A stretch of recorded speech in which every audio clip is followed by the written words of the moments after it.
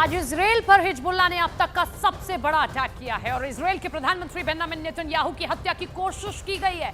Hezbollah ने Israel के पूरे सुरक्षा सिस्टम को चुनौती देते हुए इजराइल के अंदर घुसकर वहां के प्रधानमंत्री यानी कि बेंजामिन नेतन्याहू के घर पर हमला कर दिया। यह हमला ड्रोन के जरिए किया गया। 3 ड्रोन लेबनान से इजराइल की सीमा में दाखिल हुए, जिनमें से 2 को मार गिराया गया, लेकिन एक ड्रोन ने हमला कर दिया। ये बड़ी खबर आप देख रहे हैं। भले ही नेतन्याहू उस वक्त उस घर पर मौजूद नहीं थे, ये उनका प्राइवेट घर था, सरकारी घर जेरूसलम में है, लेकिन इसके बावजूद ये सुरक्षा को एक बड़ी चुनौती जरूर है।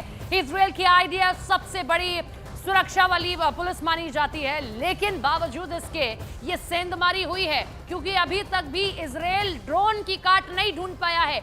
ये जो हम है आपको मैप दिखा रहे हैं, कैसरिया का ये देखिए इलाका है और यहाँ पर ये सब कुछ हुआ है। सिजेरिया का इलाका है, ये देखिए नेतन्याहू के घर पर ये हमला हुआ है और ये उस वक्त की फुटेजेस सामने आई हैं। सुरक्षा को बढ़ा दिया गया है। 70 किलोमीटर दूर से ये सब कुछ हुआ है, वहां से बैठकर सब कुछ को अंजाम दिया गया है। ये एक अलार्म है इजराइल की सेना के लिए, बेंजामिन नेतन्याहू के लिए भी।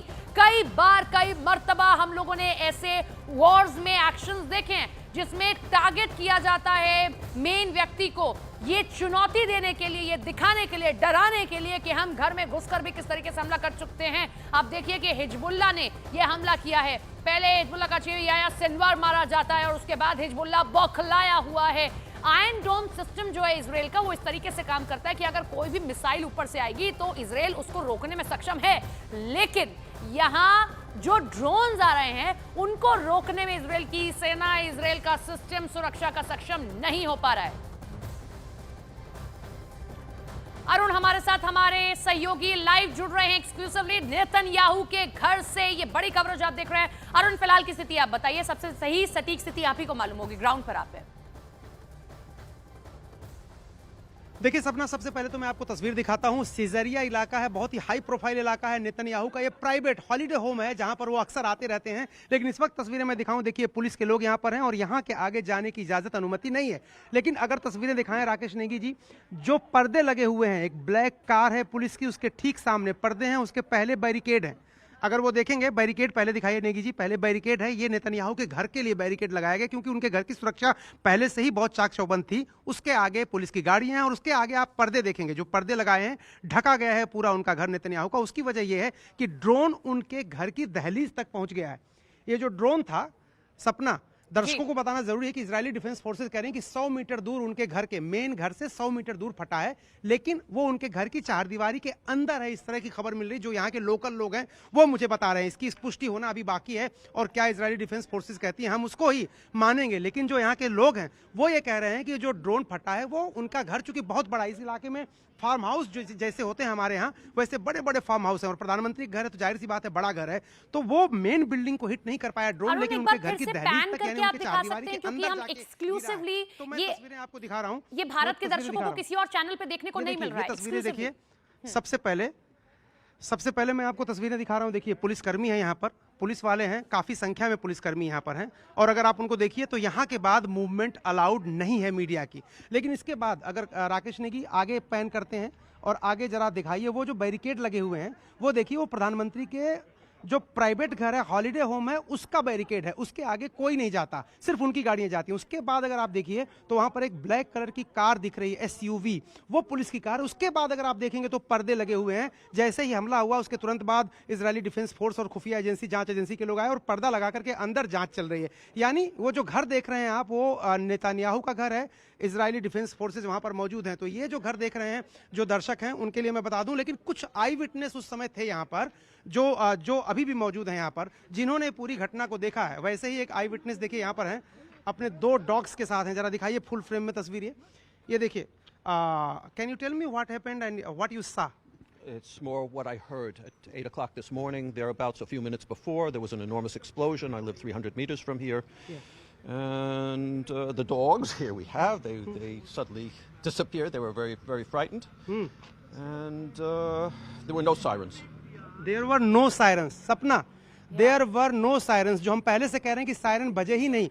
Why there were no sirens? Usually you get siren, you rush to the shelters. Ordinarily that is the case, but in this instance it was a drone attack. The drone was flying low, and as it happens, sometimes when the drones fly low, there can be no siren. Can you tell me that your defense system, your Iron Dome, David Sling, it is supposed world's best defense system, missile defense system.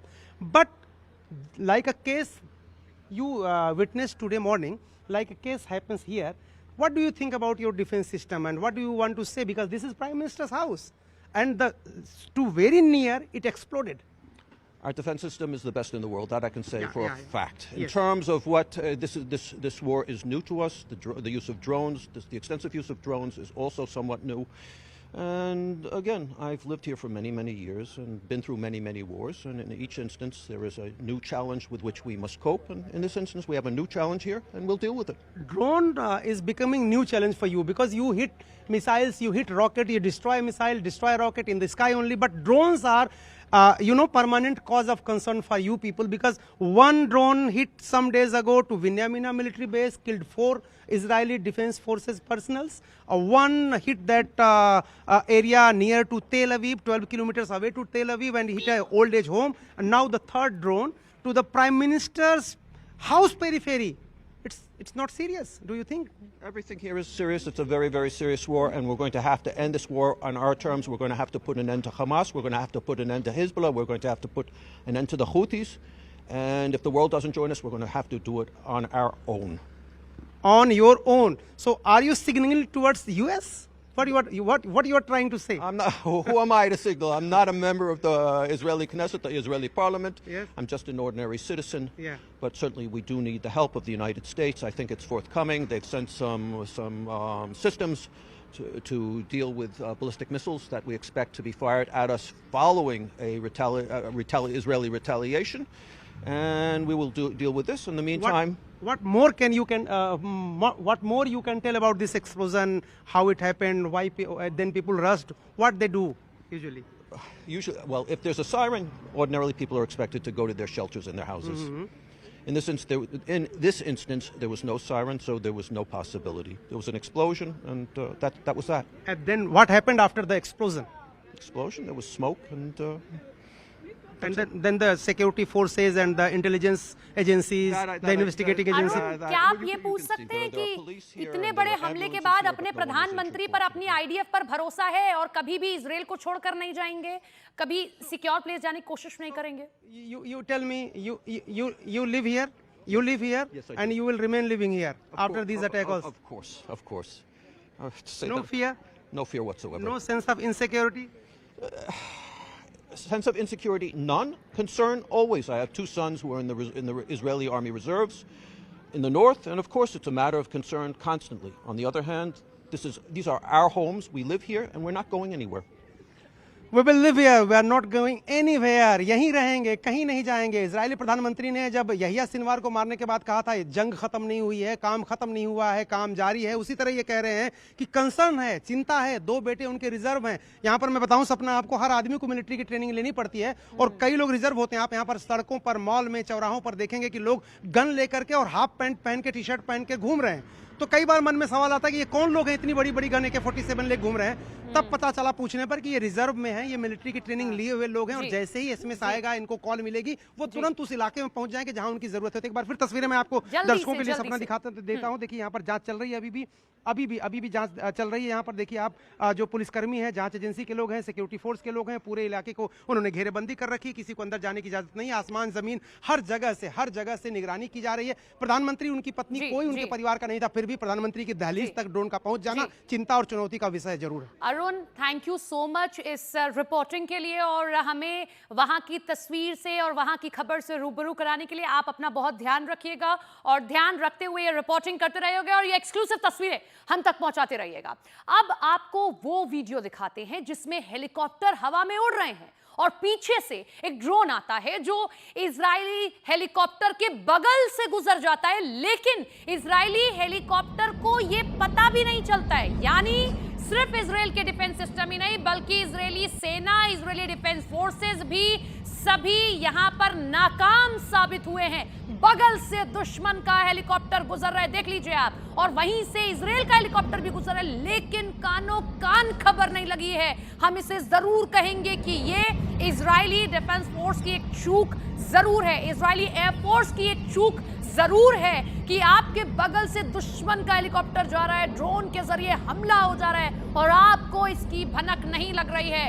ये मैं पहले भी कह रही थी, फिर से कहते हैं कि देखिए, दुश्मन जंग में कई बार ऐसी कोशिश करते हैं कि मेन टारगेट को वो टारगेट करते हैं, लेकिन भले ही टारगेट ना हो, लेकिन वो ये कोशिश होती है उनकी कि इसके जरिए वो डरा जरूर सके, एक डर जरूर महसूस करा सके। इसी के बाद आपको बताते हैं कि कैसे हमला हुआ, वो अब आपको एक ग्राफ के जरिए समझाते हैं, पूरा मैप आपके सामने रखते हैं। इजराइल के सिजीरिया में ये हमला हुआ है, जहां मेरे सहयोगी इस वक्त मौजूद है। ये मैं वॉल पर पूरा ग्राफ डाल रही हूं। ये है लेबनान, यहां से हिजबुल्लाह हमला कर रहा है।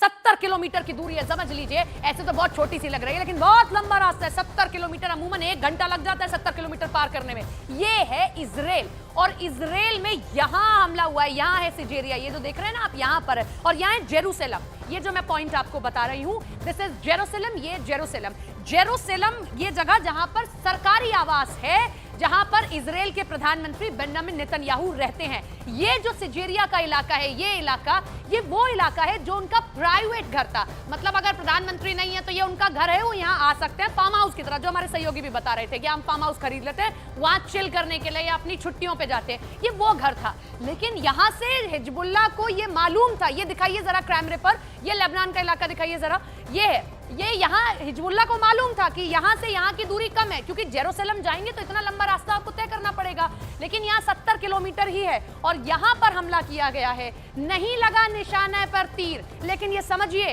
कि ये जो निशाना किया गया ये डराने के लिए। फिर दिखाती हूँ आपको, ये है, ये जो आप दिखा रहे हैं, फिर से दिखाइए जरा, अगर आप दिखा पाए तो। ये इलाका समझना बहुत जरूरी है, फिर समझ लीजिए। ये सिजेरिया का इलाका, यहाँ से यहाँ की दूरी 70 किलोमीटर। मैंने तो ग्राफिक्स में हाथ से नाप ली है, लेकिन ये 1 घंटे का रास्ता है कम से कम, अगर 70 किलोमीटर है। और ये लेबनान, यहाँ से हिजबुल्लाह ने हमला किया, याह्या सिनवार की मौत हुई और उसके बाद से हिजबुल्लाह बौखलाया हुआ है। ये सी का एरिया, ये पूरा का पूरा, और यहाँ हमास है। ये ग्राफिक्स हम नीचे का भी नहीं दिखा पाए, यहाँ हमास, यहाँ से हमला हो रहा है। ये देखिए, ये वाला एरिया जो है ना, ये हमास का एरिया है। यहाँ है इजराइल, और ये जेरूसलम, ये यहाँ पर ये है सरकारी घर जेरूसलम, जहां पर रहते हैं प्रधानमंत्री बेंजामिन नेतन्याहू। और यहां हुआ है हमला। निशाने पर तीर मारना था, लगा जरूर नहीं, लेकिन एक कोशिश है कि डराया धमकाया जा सके। एक बार फिर आपको बता दें कि किस तरह से हिजबुल्लाह ने इस अटैक को अंजाम दिया। कुछ ग्राफिक्स हम आपको फिर से दिखाने जा रहे हैं, आसान भाषा में आप समझ पाए। इजरायली पीएम की हत्या की कोशिश की गई। हिजबुल्लाह ने लेबनान से दागे 3 अटैक ड्रोन, क्योंकि आयरन डोम सिस्टम है तो मिसाइल तो फेल हो जाती है, लेकिन ड्रोन फेल नहीं हो रहे हैं। 2 ड्रोन को इजरायली सेना ने हवा में मार गिराया। एक ड्रोन सीधे जाकर नेतन्याहू के घर पर टकराया। ड्रोन पहुंचने पर सिजेरिया में सायरन भी नहीं बचा, जो वहां पर आई विटनेस ने भी कहा जब हमारे सहयोगी ने बात की। इजराइल के एयर डिफेंस सिस्टम फेल हो गए हैं पूरी तरीके से इस वक्त, क्योंकि ड्रोन की काट ही नहीं है उनके पास में। नेतन्याहू के घर की सुरक्षा में लगी ये बहुत बड़ी सेंध मानी जा रही है।